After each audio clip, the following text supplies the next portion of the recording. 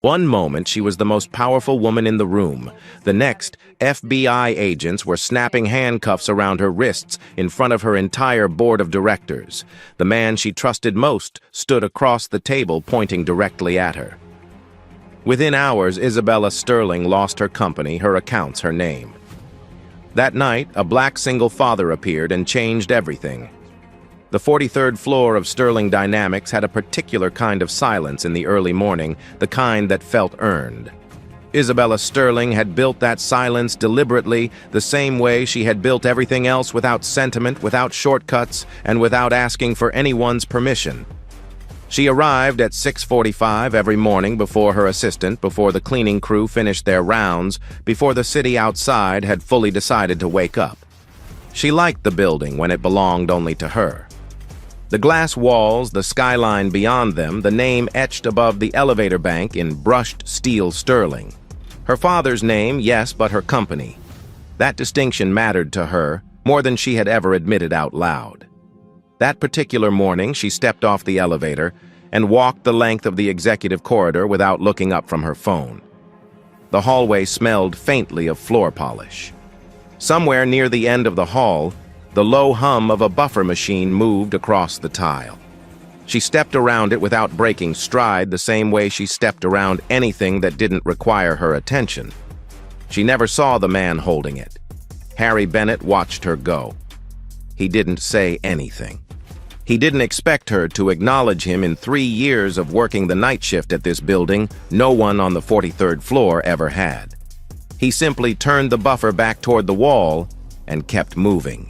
He had learned a long time ago that being invisible had its own particular set of advantages. He had a daughter to get home to. That was enough reason to keep his head down and finish the job. The board meeting was scheduled for 9 o'clock. By 9:14, it was over. The FBI didn't knock.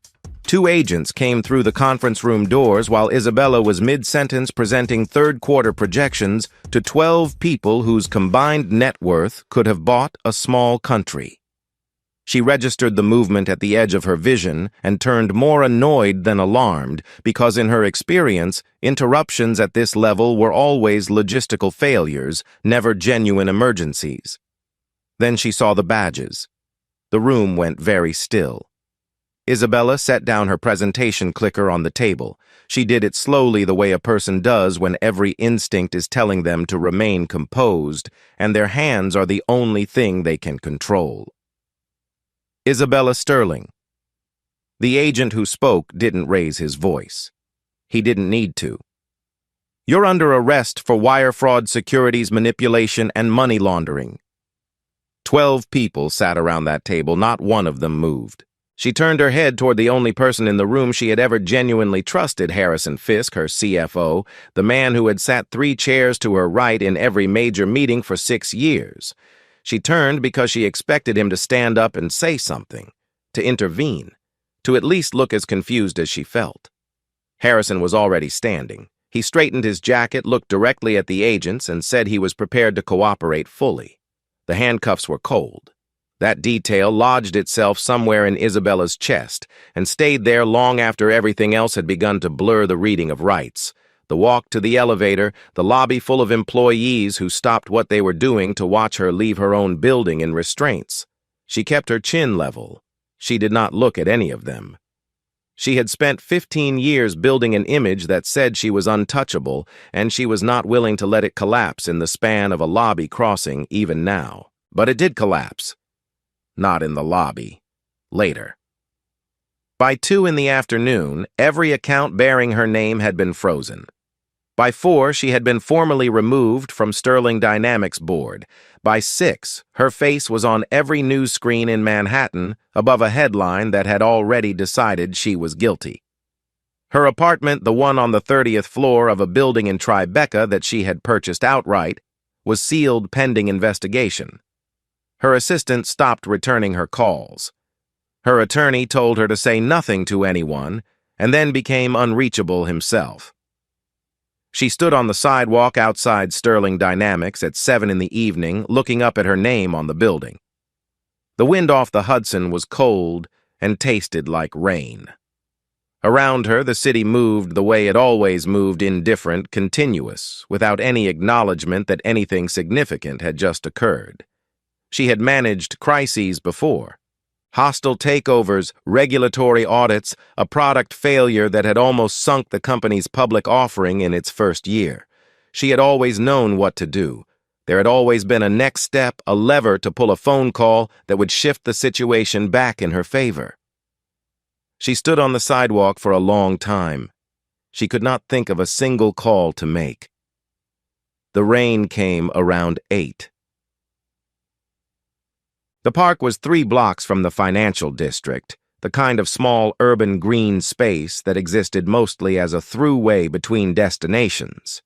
At this hour, in this weather, it was empty. Isabella sat on a bench near the south entrance with her blazer soaked through and her shoes filling with water and something that might have been shock settling into her bones like cold. She heard him before she saw him, the scrape of a drain cover being lifted, the particular sound of water clearing a blocked grate. A man in a city maintenance vest crouched at the edge of the path working a clogged storm drain with practiced efficiency. He looked up when he noticed her. He didn't recognize her. She could tell immediately no shift in expression, no double take, none of the recalibration she was accustomed to seeing in people who realized they were looking at someone important. He just looked at her the way a person looks at someone who is sitting in the rain for no obvious reason, with the low-level concern of someone who has seen enough of the world to know that it is sometimes unkind.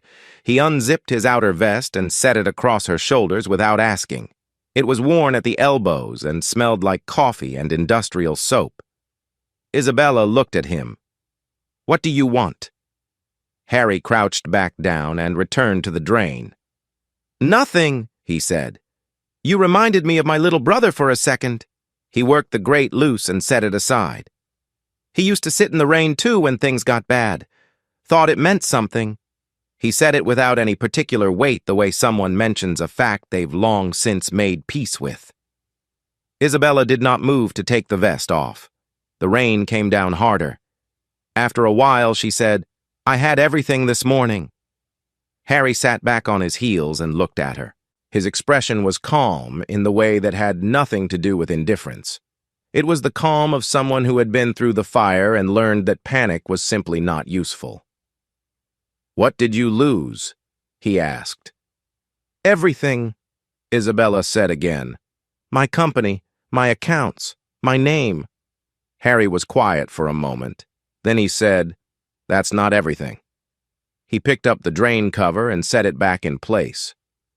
"Those things, the company, the accounts, you think they were yours because they had your name on them. But you didn't lose yourself tonight. You just lost the things that were never really yours to begin with." Isabella stiffened. "You don't know what you're talking about. I built that company from nothing." "Maybe," Harry said. He didn't argue the point. "I built something too once, an algorithm that could detect patterns in financial data faster than anything on the market. I spent 4 years on it. Nights, weekends, everything." He stood up and picked up his equipment bag. "Man named Harrison Fisk saw it and decided he wanted it. By the time I understood what was happening, I was the one in handcuffs. I spent 2 years in a federal facility while he turned my work into his career." Isabella went still. Harry said Harrison's name the same way someone says the name of a storm that already passed, not with bitterness exactly, but with the precision of someone who has had years to understand exactly what happened and why. "Harrison Fisk," Isabella said. "You know him." "He was my CFO." She looked at the ground. "He testified against me today." Something shifted in the air between them. Harry looked at her, carefully recalibrating. Isabella stood up. The vest slid off her shoulders and she caught it, held it back out to him. Her voice, when she spoke again, had lost the hollow quality it had carried for the past several hours. Something harder had come back into it. "I need to get into that building," she said. "And I need help." Harry took the vest from her. He didn't say yes or no. He said, "What for you want revenge or you want the truth?" Isabella opened her mouth and then closed it. It was she realized the first question anyone had asked her all day that she could not immediately answer. The rain kept falling. Harry waited.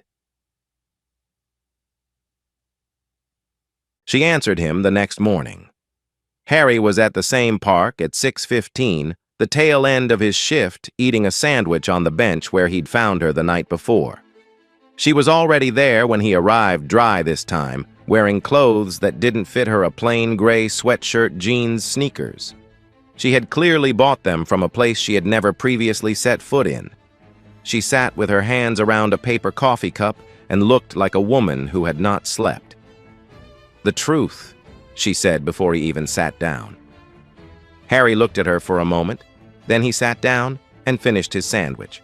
She told him about the hard drive. Harrison had a habit, she explained, a paranoid one, the kind that powerful men develop when they've spent years doing things they know are wrong. He kept a secondary ledger, a real one. Not the numbers that went to auditors or regulators, but the actual record of every transaction, every manipulation, every fraudulent transfer. She had seen him once sliding a small external drive into the locked cabinet behind his desk. He hadn't known she noticed. At the time, she hadn't thought much of it. Now she thought about nothing else. "If that drive still exists," she said, "it has everything. Not just what he did to me, what he did to you, what he's been doing for years." Harry was quiet. Outside, the city was beginning its morning shift change. Delivery trucks, early commuters, pigeons, reorganizing themselves along a ledge across the street. "The building is locked down," he said. "Federal seal on the executive floors." "The federal seal is on the business assets," Isabella said. "The cleaning contract runs through a third-party facilities company. It's a separate vendor agreement, unless someone specifically suspended the overnight maintenance schedule." She looked at him. "Did anyone call you last night?" Harry thought about it. "No." "Then the night crew still has access." The facilities depot was a low concrete building near the West Side Piers, where Harry checked in for his shift. He signed Isabella in under a supplemental worker form paperwork that the overnight supervisor barely glanced at before stamping. She was a tired woman who had been doing this job for years and had developed a talent for not asking questions that weren't her business. Harry handed Isabella a uniform from his locker. Gray pants, gray shirt, the company logo on the chest, a cap with a brim that came down over her forehead. She held the shirt up and looked at it. Something moved across her face, not quite reluctance, not quite resignation. Something more complicated than either. Harry was already pulling on his vest. He didn't watch her. He had learned not to make a point out of moments that a person needed to get through on their own terms. When he turned around, she was dressed. She had tucked the shirt in which no one actually did, and he almost said something about it before deciding it didn't matter. She pulled the cap lower and looked at him. "How do I look?" she asked. "Like someone who's never held a mop," Harry said. He handed her one. Sterling Dynamics at 11 at night was a different building than the one Isabella had commanded for a decade. The lobby guard waved the cleaning cart through with barely a glance, the same cart, the same route, the same two-person crew as every other Wednesday night. Harry had done this particular floor rotation so many times that his body moved through it on memory, guiding the cart around the corners, nodding to the one security camera near the service elevator that had a 40-degree blind spot on the left side. Isabella stayed close and said nothing. She had told him on the way over that she was good at following instructions when the instructions made sense. He had said that was a start. The executive floor was dark, except for the security lighting along the baseboards, long amber strips that turned everything sepia and made the place feel like a museum after closing. Isabella's office had been cleared out, the furniture pushed to one wall and covered with plastic sheeting. She didn't look at it long. They moved past it toward Harrison's corner suite at the end of the hall. Harry used his maintenance key on the secondary door, the one facilities used for overnight access, that bypassed the executive keypad. It opened without a sound. Harrison's office smelled like cedar and something metallic that Isabella associated now with betrayal. She went directly to the cabinet behind the desk. It was locked with a 4-digit code that she had never been given.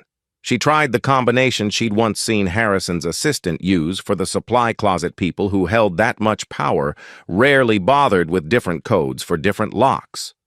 The cabinet clicked open on the third try. The drive was there. Small, black, unremarkable. She held it in her palm and felt the particular weight of something that could undo everything Harrison Fisk had built. Then the lights came on. Harrison was standing in the doorway. He was in a suit, which meant he had been waiting, which meant he had known. He looked at Isabella the way a chess player looks at a piece that has moved exactly where he anticipated, with a satisfaction that had very little warmth in it. He looked at Harry last, and something shifted in his expression. Not surprise exactly, but a recalculation. "I didn't expect you to find him," Harrison said to Isabella. He said it almost appreciatively. Then turning to Harry, "You look good. Better than the last time I saw you." Harry said nothing. Harrison took a slow step into the room and clasped his hands behind his back. "Here's the situation," he said. "That drive doesn't actually prove what you think it proves. My legal team has spent 6 months making sure of that. What it will do if you walk out of this building with it is give prosecutors enough thread to pull, enough to keep both of you tied up in litigation for years." He looked at Isabella. "Or, I make a single phone call tonight. Your accounts are unfrozen by morning. The charges are reclassified to a civil matter and quietly settled. You get your name back." Isabella held the drive. "And Harry?" she asked. Harrison's expression didn't change. "His situation is a separate matter." The room was quiet. Isabella looked at the drive in her hand. She was aware of Harry standing to her left, aware that he had not moved, that he was not looking at her with any particular expression, not pleading, not accusing. He was just present the way he had been present in the park, with that specific quality of stillness that belonged to someone who had long since stopped expecting the world to be fair and had simply decided to keep showing up anyway. She thought about his daughter. He had mentioned her only once briefly in the park, a name Oliver, and the fact that she was 7 years old and had her mother's eyes. Isabella set the drive on Harrison's desk. Harrison reached for it. Isabella picked it back up. "You've done this before," she said. "The same structure, the same setup. A person builds something, you take it, you make them the suspect." She looked at him steadily. "How many times?" Harrison looked at her with the patience of someone who had stopped justifying himself to people a long time ago. "Call it what you want." "I'm going to call it evidence," Isabella said, "and I'm walking out with it." Harrison reached into his jacket pocket and took out his phone. What happened in the next 4 minutes was not a chase in any dramatic sense. There were no drawn weapons, no cinematic running through plate glass. It was 2 people moving very quickly through a building they knew, one of them far better than the other. Harry took the cart and left it blocking the main corridor, which slowed the 2 security guards who came up the back stairwell. He knew the building's geography the way that only someone who has cleaned every corner of it for 3 years could. The service corridor behind the kitchen on 42, the freight elevator that opened on the parking sublevel, the camera that looped on a 12-second delay near the east stairwell. He had spent years being invisible in this building. Tonight, that knowledge was the only currency that mattered. They reached the server access room on the 39th floor, a small, climate-controlled space that Harry had cleaned every Thursday since he'd started. Isabella plugged in the drive and pulled up the transfer interface. A prompt appeared on the screen. "Voice authentication required. Please state your passphrase."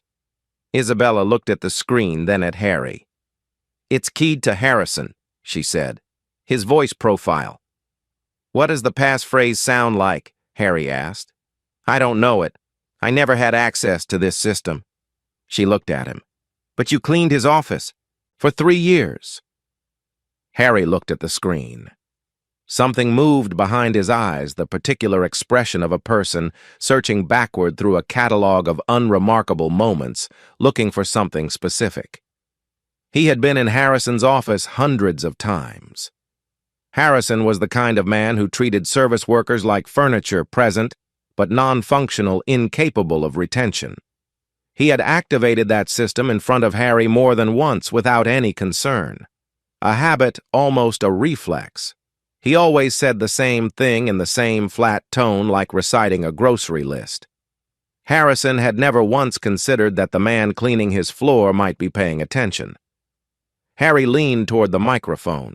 He said the phrase slowly matching the cadence he had heard across dozens of late nights, the particular rhythm of a man who never thought anyone was listening. The system accepted it. The upload began. Isabella sent the data package to the FBI field office, to the SEC, and to 3 journalists whose personal contact information she had memorized years ago as a contingency she had hoped never to use. The transfer took 4 minutes and 30 seconds. She watched the progress bar with the focused attention of someone who has reduced everything in their life to a single point. When it finished, they heard the door at the end of the corridor open. They didn't run this time. There was nowhere left to run to. Harry stood with his hands visible the way he had learned a long time ago to stand when authority entered a room. Isabella stood beside him. She did not put her hands up. She stood straight and looked at the approaching officers with the same composure she had maintained walking through her own lobby in handcuffs, but this time it was different. This time the composure wasn't armor. It was something quieter and more solid than armor. The officers told them they were both under arrest. Isabella said, "I know." She looked at Harry. He was looking at the floor jaw set processing something privately. She knew what he was thinking about, the same thing she would have been thinking about if she had a 7-year-old at home. She didn't say anything because there was nothing useful to say in this particular moment, but she made a decision standing there in that server room with the upload complete and the handcuffs coming back around her wrists for the 2nd time in the same day. She had an answer to his question now, the one he'd asked her in the rain, the one she hadn't been able to answer the night before. It wasn't revenge. It had stopped being about revenge somewhere between the park and this room. It was the truth, and the truth had already left the building. The data hit every inbox at 4:47 in the morning. By 6, the FBI field office had opened a secondary investigation. By 8, the SEC had issued a freeze on Harrison Fisk's personal accounts and flagged 3 offshore entities that had not previously appeared in any public filing. By 9, one of the journalists, a financial reporter at a national outlet who had been covering Sterling Dynamics for years, published the first piece. By 10, there were 11 more. Harrison was arrested at his home in Greenwich at 11:15. His attorney released a statement 40 minutes later that said nothing in 4 carefully constructed paragraphs. Isabella heard all of this from a holding room at the Federal Building downtown. A public defender sat across from her with a legal pad and an expression that suggested he had significantly underestimated what kind of case this was going to be. She told him calmly and in precise sequence exactly what had happened over the past 36 hours. His pen moved faster as she talked. Harry was in a separate room down the hall. She knew this because she had asked 3 times, and on the 3rd time, a different officer had confirmed it. Her own attorney arrived at 1 in the afternoon. His name was Richard Calloway, a compact, precise man in his 60s who had represented Isabella since the early days of Sterling Dynamics and had never, in her experience, wasted a single word. He sat down across from her, set his briefcase on the table, and said, "The charges against you will be dropped within 72 hours. The evidence from the drive is significant. Combined with what the SEC is finding in Harrison's financials, there's no prosecutorial path that keeps you as a defendant." Isabella said, "What about Harry Bennett?" Calloway opened his briefcase and removed a folder. "Mr. Bennett is the complication. He was on supervised release when the break-in occurred. That's a technical violation regardless of intent or outcome." He set a single page on the table in front of her, a draft statement already written with a blank line at the bottom for her signature. There is a straightforward resolution available. You provide a statement indicating that Mr. Bennett acted under coercion, that you pressured him to assist under circumstances that left him without a reasonable alternative. Given your position and his, it's a credible narrative. It closes his exposure, and the whole thing resolves cleanly. Isabella looked at the page without picking it up. That's not what happened, she said. I know that, Calloway said with the tone of someone who had long ago made peace with the gap between legal narrative and factual truth. But it's the fastest resolution for both parties. You said it closes his exposure, Isabella said. What does it do to his record? The framing would require him to accept a version of events in which he was a passive participant. It doesn't clear his prior conviction. It simply avoids adding to it. So his record stays. Yes. And the technology Harrison stole from him? Calloway's expression shifted slightly, the first indication that this conversation was going somewhere he hadn't anticipated. That's a civil matter. Separate proceeding. Isabella pushed the draft statement back across the table. Then it doesn't resolve cleanly. Not for both parties. Just for me. Calloway looked at her for a long moment. He had known Isabella for 11 years, and he recognized the particular quality of her stillness that meant she had already decided something and was now simply informing the room. What are you asking me to do? He said. I'm asking you what the right option looks like, Isabella said. Not the fastest one. Calloway picked up the draft statement, folded it once, and returned it to his briefcase. Then he picked up his legal pad and began to write. It took 11 days. Calloway filed a formal motion to have Harry recognized as a cooperating witness in the federal investigation, not a peripheral figure, not an unwilling participant, but the central operative whose insider access had made the evidence retrieval possible. He attached a detailed account of Harry's original case, the theft of his algorithm, the fraudulent charges that had been constructed against him, and the direct connection between that crime and the broader pattern now being investigated by the SEC. Isabella submitted a personal statement. It was 4 pages long, and she wrote every word of it herself, sending the final version to Calloway's office at 2 in the morning on the 6th day. On the 11th day, the U.S. Attorney's Office agreed not to pursue charges. On the 12th day, a federal judge signed an order formally recognizing Harry Bennett as a cooperating witness. On the 14th day, his parole was discharged early. On the 21st day, on the basis of documentation that Calloway's team had excavated from Harrison's files, the original conviction that had sent Harry to prison was vacated. He had been legally guilty of a crime he had not committed for 6 years. Then on a Tuesday morning in a courtroom on Pearl Street, he wasn't.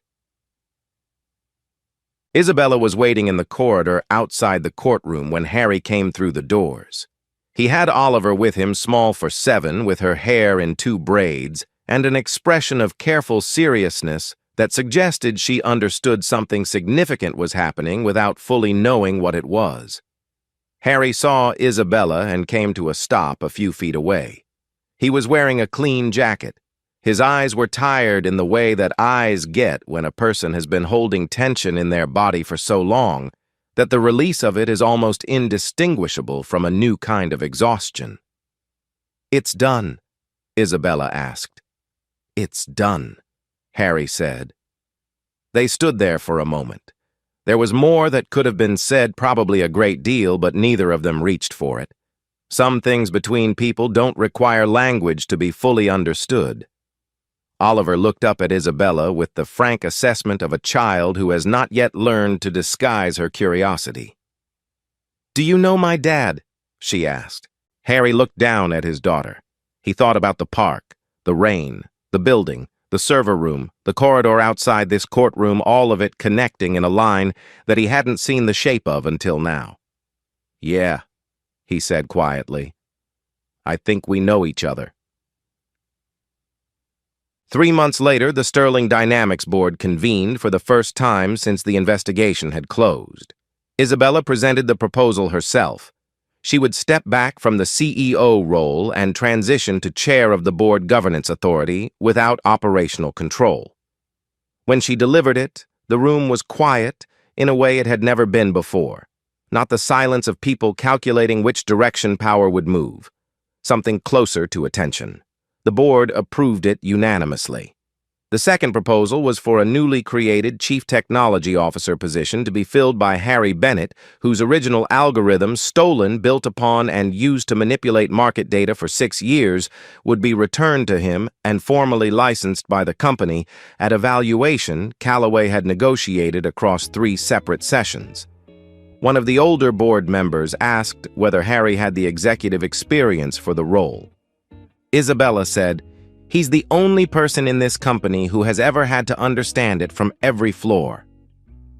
The vote passed. The executive corridor on the 43rd floor looked the same as it always had. The glass walls, the city beyond them, the name above the elevator bank in brushed steel. The floor had been polished recently. It caught the morning light in long, flat reflections that ran the length of the hall. Harry walked it on his first day in a different capacity than he ever had before. He wore a dark suit that still felt slightly foreign on his body. He carried nothing in his hands. A new junior associate came around the corner at the far end of the hall, moving quickly, eyes on his phone.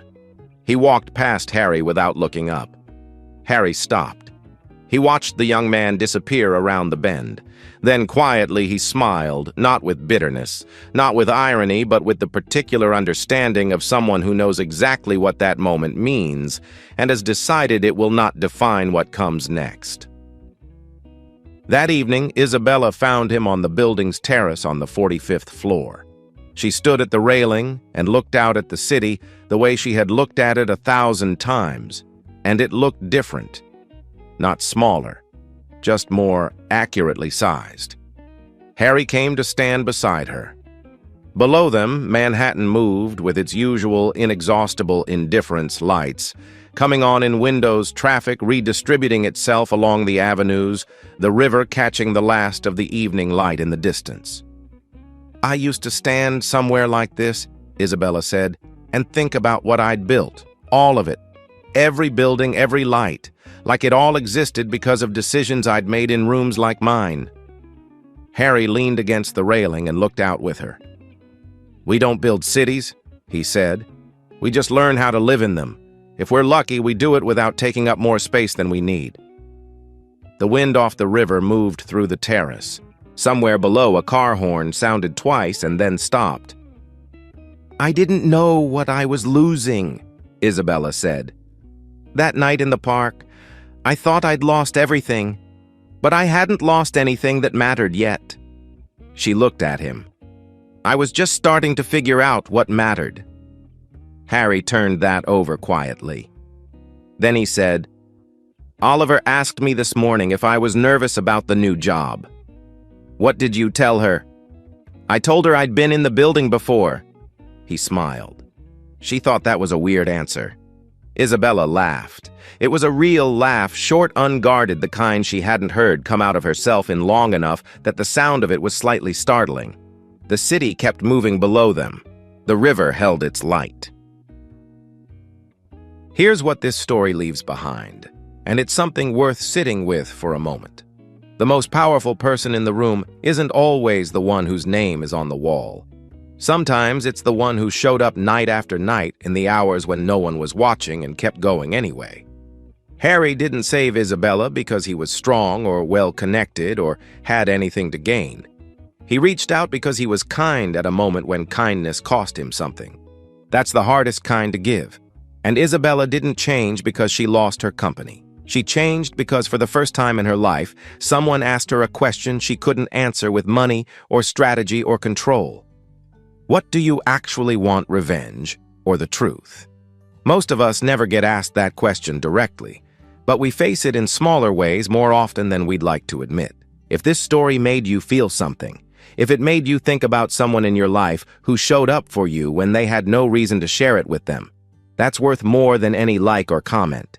And if you want more stories like this one, real human, the kind that stay with you, subscribe to the channel. There's a new one coming and you won't want to miss it. A part 1, B part 2, C part 3, D part 4, I part 5.